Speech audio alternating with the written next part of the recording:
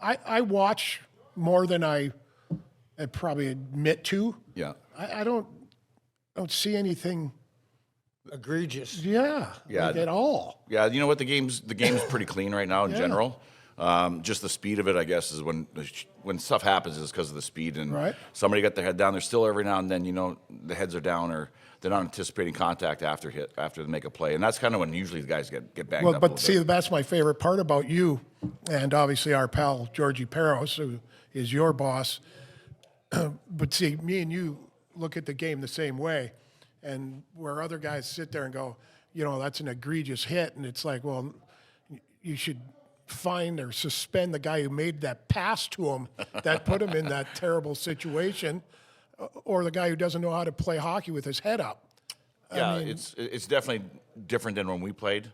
There was always, like, for example, when Stevens was on the ice, well, you know that. Like, you know where he was at all times. Always. And if you didn't, it was shame on you because you're going to wind up looking at the top of the Pepsi Center somewhere, like Paul Correa did in the Honda Center. Right. I mean, and that was, that was probably a little bit of the late side, but it was still a little bit late. But you still would have known. Yeah. And the fact that he didn't was kind of strange because that's a smart hockey player right there. But yeah. The hitting is, comes and goes. I mean, the speed of it is just crazy. Fascinating, though, how fast things are moving. McDavid scares the shit out of me every time I watch him. I think he's going to go right through the end boards. Well, he broke his leg once, didn't he? When he early. Yeah. Going at that speed. Last night, I watched him again last night. It's funny when they see the gap they have and they have to turn around and start skating forwards to try to get a little bit more space. I tell a story all the time about Jay Bomies for the very first game.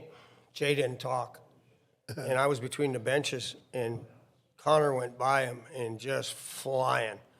And Bo had to turn, which he never had to turn very often, and try and catch up. Anyways, Connor, he didn't score, and Bo comes by the bench, and he looks at me, and he goes, "Tell that kid to fucking slow down." Yeah. Okay, did you, we were talking about this earlier today. Did you see the AHL game?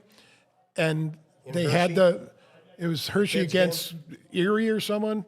And in between the periods, they had the young kids out there. Oh, yeah. And the brawl. 8-year-olds, and there was a full-out brawl. I mean, okay, well, I guess it was actually more aggressive than the game I watched the other day. I didn't realize they were girls. Yeah, and they were mad as hornets out there. Holy. Damn, I mean, I was like, is this real or is this? I think it's real. It was hilarious. And then, so maybe. Standing ovation. Yeah, I mean. Nobody broke it up. Well, nobody broke it up. And here's the thing. When people don't want fighting in the game anymore, you look how excited people were just watching 8-year-old fights, and then you watch, the Four Nations game, the first game of Canada and the U.S. You get 3 fights in 9 seconds, and they're still talking. You know about what? It. Hockey in general should be thanking the Kachuk boys because they put the hockey back in a place where people respect hockey players for a reason. Yeah. And they always appreciate how tough we are or how tough the game is played.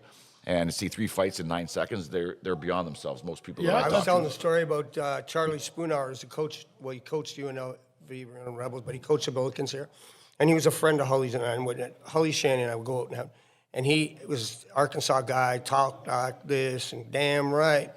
And I got into a couple fights one night. Anyways, I ended up with my jersey off, and it was his first game, and he was down on the glass, and he said, all I had to do was get down there where the snot flies, and I knew I was going to love this game. And anyways, they had a picture built as big as the wall, and it was just my back. You couldn't tell it was me, but I had the Billiken jersey or T-shirt on. Yeah. And he brought me in to speak, and he said, "I knew I had to have these guys have you speak to these men because my team is weaker than cat piss, and that game of hockey is a real deal." He was an awesome guy. Yeah, no, the game, that was good for hockey, that whole tournament. I know it's not. I've always said it. There's two times in a game when the crowd stands up, and one is when the home team scores, and the other one when there's a fight. Yeah. And when there's a fight, everybody stands up, just not the home team. Yeah, it's amazing how much people like exactly. violence and like bare knuckle fighting when they're going to see it. And we had a couple games recently. We had a 9-0 shellacking.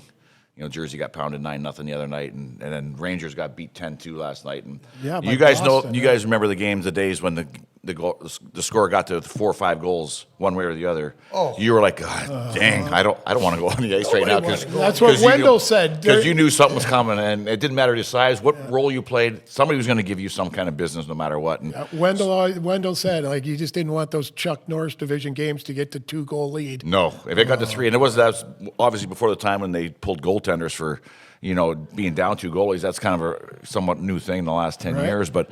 It got to 3 goals. You almost do that chin strap up a little tighter, and you keep your shifts around 20 seconds. And Got a sore groin. yeah, all of a sudden, I don't think I should. Yeah, especially for you. Somebody be waiting to take a whack at you, but Especially for him. well, you were. What the hell are you guys talking about? Well, you were one of the ones who were out there give somebody the business when we got to that.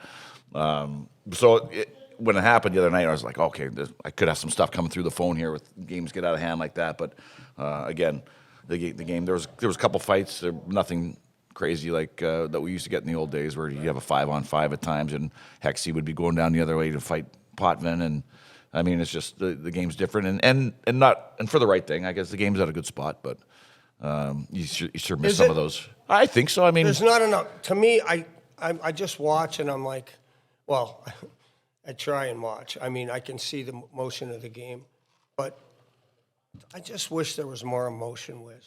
And maybe I'm being old, like, I don't know. I just feel like I wish there was just more intent. Like, I see guys go 20 feet and the guy passes it off and he spins away. Never contact. yeah, Like, there's less. There's definitely a lot less of it. Yeah. for sure. But then you watch, I coach my son like you coach yours in minor hockey in the USH, the U.S. hockey program, and Hockey Canada, and right now, and you see, you see how they have stop signs in the back of their jerseys. They have new rules where, and then we play in the World Juniors and we contact. get bullied right out of it. Well, we did get bullied in Canada the way we got bullied out the other night with the Czechs for sure. I thought, and then so. Is it better? Probably depends on what area you grew up in. Yeah. I mean, it's fast and it's skilled. The thing is, everybody's skilled now. Yeah. You can remember if you got Hully and his line out against the 3rd or 4th line back in the day, that's a legitimate opportunity to score a goal. Yeah. And now, well, shit, the 4th liners can skate just as fast as the 1st liners, and they're just as skilled. They're just dumber. That's all. Yeah, exactly. It's like Kenny Holland once said to me. He goes, we got to make sure our time killers are better and faster. Clock killers are faster and better than yours. That's it. Because the rest just cancel each other out. On the plus side of the ledger. Yeah. So, but it's fun. I'm with you, Holly. I still watch games all the time, and it's funny. You see the game happening pretty quick, and it's easy when you're watching it on TV or up top. But watching some of the guys that are out there now, and watching Connor and watching this McKinnon kid too is fun to watch. And I be honest with you, I haven't watched San Jose Shark games in a long time until this year when I'm not missing too many. Celebrini, he's a good hockey player. I hosted him last year at the Whisper Rock Golf Club that I'm at in Arizona, and what a great kid. Him and Will Smith both came out, and Mike Commodore and I took him out. I'm not sure Commie should be the one taking these guys out mentoring, but we had a great time with them. They were great, and then watching these kids. He was 18 years old. He's built like you were. He's got a lot of your traits. He's thick, bottom heavy. He's got big arms, big forearms. He doesn't look like an 18-year-old kid at all, but I like watching him. He's got an engine on him. Right? Yeah. That's good to hear. Yeah, great engine on him. I He's heard fun he's to watch. A nice kid, too. Great kid. Yeah.